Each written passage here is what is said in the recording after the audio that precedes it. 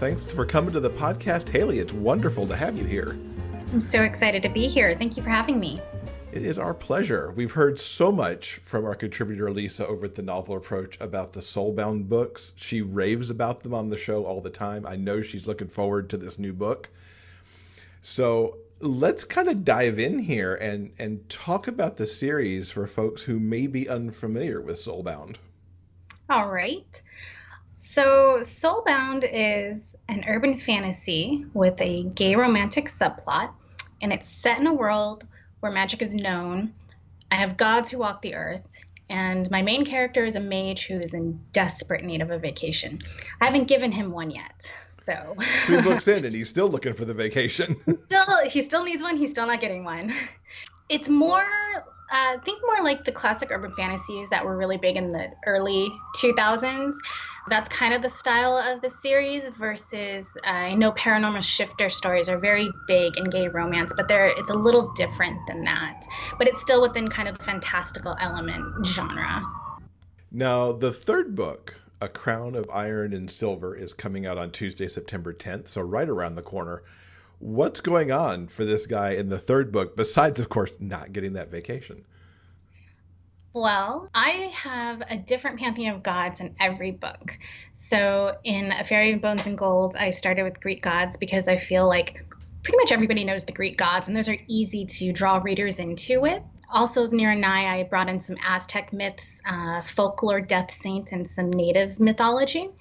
In A Crown of Iron and Silver, I'm introducing gods and goddesses from the Celtic myths. So those have various different origin stories, kind of pulling from different ones. So I've got some from Ireland, Scotland, and Wales in order to tell this latest story, and I'm really excited to kind of play around with them. I'm hoping that the readers will like my take on the Fae and everything. So I'm interested to see how people will receive it. When I told Lisa that we were going to be talking with you, she was really curious about your creative process and how you choose your characters, because you do have so many of these methodologies in play in these books. I am a plotter. I can't pants to save my life. So when I start a series, I know the beginning, I know the middle, I know the end. I know what needs to happen in every book in order to kind of push me along to the final climactic battle that will happen. So I know every single character that needs to come on page. It takes me a bit to kind of flesh them out because some of them I won't touch until I actually get to that book. The main ones I'll know right from the beginning. But when I start a series, I will pretty much have every single person that needs to have screen time pretty much decided on what their name will be, their background, how important they will be, if they'll be secondary or main. So they don't just kind of appear without reason in my story. So there's no surprises for the characters that come up except for the readers when they're reading it. Did you have a history and kind of love with the gods and goddesses that you're plucking out and using in your books? Oh, I love mythology. That's one of the things that I would just read as a kid. And I've always kind of been a fan of history. I can't really read any nonfiction books for histories, but I would watch a lot of documentaries. I just find some of the nonfiction really dry. And as a kid and a teenager, that didn't quite hold my attention as much as some of the fantasy books that I would read. But I love mythology and I love creation myths. So I've always wanted to write something that kind of just draws on the general background that you find in pretty much every civilization on the planet. Like everybody has a creation myth within, their people. So I thought that was really interesting to just kind of pull from all of these mythos and just, what if they were actually real? Given your background of liking mythology, did you have to do a lot of research to prepare for these books, or was it something you kind of just knew because of what you've looked at over time? Some of the details I knew.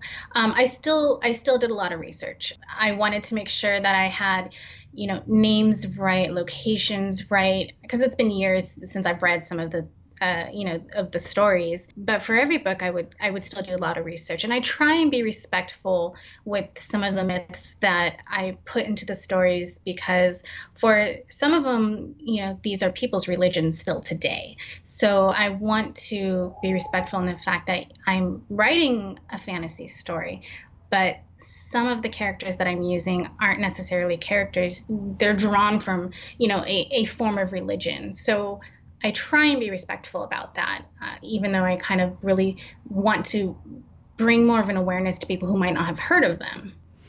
What inspired this overall series for you with Soulbound, and what's its own origin story? I started a version of it way long ago when I was in college, and I've kind of worked on bits and pieces and different versions of it over the years, and I was never really happy with it. So I'd put it to the side, and then I'd come back to it, and I'd put it to the side, and then I would come back to it. And eventually it turned into what it is today. It took a long time to get there, but I'm very happy with where it is now versus how it started, and some of the paths that I took it. And you noted before that you're a big plotter and you plot out your series. As you do that, do you still find as you start a new book that you're making adjustments, or have you held pretty true to the vision you had when you first plotted this out? Oh, there are adjustments. There are certain characters sometimes where I think I'm doing one version, and then it turns out like, no, it's better if I do it this way. It's kind of, I call it kind of subconscious writing. I don't realize that I'm doing it until I hit a wall and realize, oh wait, I laid some of these details down, and oh, I can fix it this way. It's not static. I have an outline, but I will deviate from the outline if it will be better for the story. I'm not wedded to it per se. It's like it's not going to be in cement. This is what it is, because there are certain things that I might write in one book that I can kind of jump off into the next book, which will alter the plot a little bit, but usually in a good way. I very rarely find myself being written into a corner, which I'm thankful about, because this series is very detail oriented. So if I got stuck in a corner now, I'd be kind of in trouble. Yeah, I could see how that could happen with so much of your own character's backstory you've written, plus you've got the mythologies that you're working with. Is there a little freedom though, because you're working in kind of an alternate reality? Yeah, it's interesting because so it's basically a what if sort of situation. What if magic was real? What if you had supernatural creatures that lived and grew up throughout history alongside humanity? So it's kind of taking what magic would be legal, what magic would not be legal. How would discrimination work between different species? Some who have obviously way more strength or power than humanity, like a regular human would. So it was just kind of drawn out of basically, what can you do with all of this when you shove it all into one world and they kind of have to coexist? And Lisa was curious too, as she and I were talking about this, like, why did you choose an alternate New York rather than any other city, or creating an entire alternate city of some kind? I love cities. I live in a city now. I'm a city girl. I like being surrounded by just a ton of people, different languages, different food. You just kind of get a microcosm of the world when you're in a really big city. And everybody pretty much knows New York City. So I thought, okay, if I'm going to set a book in a big city, I'll probably do New York, because I've been there several times and I love it. So New York is a city that everybody kind of knows. It's kind of like London or Tokyo or Paris, Buenos Aires. It's just, a big city that everybody knows. So I thought it would be easier, and it actually is easier, to use a known city as a backdrop rather than create my own. Because then it's like, okay, well, if I create my own city and I want it to be exactly where New York City is, why not just use New York? That's a good point. Why reinvent the wheel, essentially? It's actually easier to write a story within, a city that already exists, in a world that already has the rules set down, than it is to try and make up a new city. Because then you have to do maps, and then you have to okay, what kind of government are they going to have? And that's a lot of detail that kind of gives me a headache some days. I can understand, and you've already got enough going on with your rules of magic and how you're using the gods and goddesses and all this other stuff going on. So, Get me wrong, I love details like that. I'm super detail oriented and I love it, but I know that the reader is not going to be as interested in it as I would, so it doesn't really make itself into the story. And it was easier with just a regular old New York City. Be like, I could just throw everybody there and I don't have to explain the city. exactly. What's still to come for Soulbound in the future? The series is set for 7 books. I have it all planned out. I'm hoping that I can maybe get 2 books per year out until the series is done, but it depends on my day job and it depends on my arm because my arm is kind of hurting. So, because I don't want to rush the books, there's just so much involved with them, and I want to do it justice for the story, but also for the fans. So I never know when the book is going to release until I finish writing it. And then I can give a vague idea of when I can actually set a release date and then work my way towards getting through all the editing process and the promo process and making the fans happy when I announce the release date. Now, you've got another series, which is a sci-fi military one it's the Metahuman series. Tell us a little bit about that one. Oh, I like to describe it as kind of like a sexy gay X-Men series.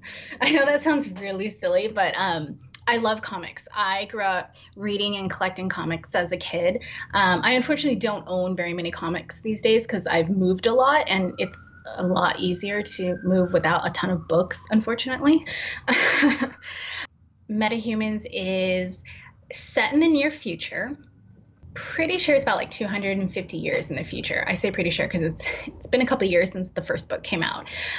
And I kind of extrapolated with the whole climate crisis going on. So it's set in an Earth it's our Earth. It's set in the future, but it's kind of been ravaged by climate change. So there's less population, but there's still kind of some spacefaring stuff going on. There's classist issues between the haves and have-nots, but there's also just a lot of not a lot, but there's an issue of terrorism in the book in regards to the splice chemical that turns people into these metahumans. So it's basically about a team who's been turned into metahumans, and they have to go after the bad guys. And gay X-Men, how could you not want that? Exactly. What is it that attracts you to the sci-fi, military, and urban fantasy genres? I've always loved fantasy and science fiction. Ever since I was a kid, I can remember that's what I wanted to watch on TV. That's what I wanted to read. I would always want to read the science fiction and fantasy books at my local library that I wasn't quite old enough to read. And I remember my dad had to actually go and write permission for me to check those books out. But I've always just loved the fantastical ideas behind it. As for the military aspect, I never personally served, but a lot of my family members have, and my grandfather survived D-Day during World War II. So kind of the military has been in the background of my life, and I've known several vets over the years. I'm not a big fan of the military decisions our country has made in my lifetime and our past, but from an author point of view, using the military as a story option is, it's something that you can build around, and I've found it useful in the sort of story that I wanted to tell with Metahumans. Who are some of the authors who've influenced what you're writing these days? I always say this, but it's always true. Tamara Pierce. She doesn't write urban fantasy and she doesn't write sci-fi. It's like medieval young adult fantasy. But I read her books when I was a kid, and they've been a huge influence in my reading and my writing. All of her protagonists are female, but it was always just like strong girls who were going on these quests and everything. She's just a really lovely author person. I like David Weber for kind of the space opera, military sci-fi. That's a very long series though, and I'm not caught up with like the last 5 books, but those 2 specifically, I think for just sci-fi and for fantasy at the moment are really the ones that I can remember reading and having had a strong influence from. And your bio says you started writing as a child. What got you started, and what was fueling your imagination at the time? Wanting to read books that I couldn't find. So when I couldn't find them, I just like, oh, I'll just write my own. And, full disclosure, my writing as a child was just probably terrible. It's like I was 7 when I started, so you can imagine how just bad and not professional. But it was fun, and I learned a lot over the years in writing. I learned, it's a good form of focus. It's a good form of finding and using words, being detail oriented. Writing has helped me in my day job. There's a lot that you can pull from it, and I'm grateful that my dad never, he's like, never said it wasn't something that I shouldn't do. So I'm very grateful for that, because I know some people don't have that opportunity to have a supportive parent. So that's very true. And it's super great when you hear that somebody just kept encouraging the creative flow. Yeah. My family's always been very supportive of my writing. So that's great. When I told them that I was writing gay romance, my dad was more surprised that it was romance than it was gay. So, because he's like, wait, are you still writing the ones with the explosions? I'm like, yes, Dad, they still have explosions. That's awesome. And what did bring you into telling gay romance stories? Kind of harkens back to, not seeing anything out there at the time that I wanted to read. So growing up in the San Francisco Bay Area, the queer community has obviously been very huge here. And living in San Francisco, that's just it's here. But fantasy, I didn't really see very much of it growing up where the main character would be gay or bi or pan or any of the other, orientations within the community. So I wanted to just kind of bring that out in the fantasy genre for it. And since fantasy is what I love to write, I decided to just go full broke for it. Do you see yourself branching out into other fantasy, sci-fi sort of subgenres along the way? Or? Oh, yeah. Yeah. Fantasy and science fiction and all of the subgenres underneath it. I love to read. I love to write. But my brain doesn't work in that I can work on multiple projects at once. I have to have just one book that I'm writing and one series. And when that is done, then I can move on to the next one. Otherwise, it's very, very difficult for me to try and finish something. Like currently between Soulbounds right now, I'm trying to get out novellas in the Metahuman ones, but sometimes it takes a very long time for me to get it out, and other times it can come fairly quickly. But it's still one project at one time. So unfortunately, I've got other stories in the back of my head that I want to tell, but I can't really dedicate time to it until after Soulbound is finished.